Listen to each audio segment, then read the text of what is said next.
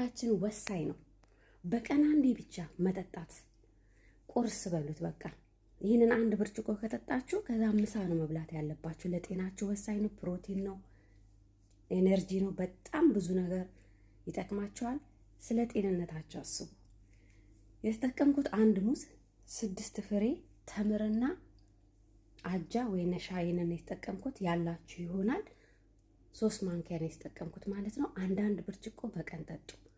በዚህ አጋጣሚ ለስሁር ራሱ አንድ ብርጭቆ ብትጠጡ በቂ ነው። በቃ በጣም ጠቃሚ ነው። ኮፒ ሊንክ ሼር ማድረጉን አትርሱ።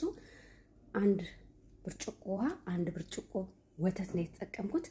ለ2 ጊዜ ነው ይሄንን የምጠቀመው ማለት ነው። ለ2 ቀን የሚሆነኝ ነው የሰራሁት። እንደዚህ ሰርታችሁ ተጠቀሙ። በጣም አሪፍ ነው።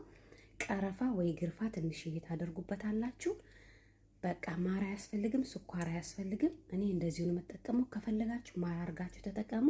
በጣም ወሳኝ ነው ይሄ።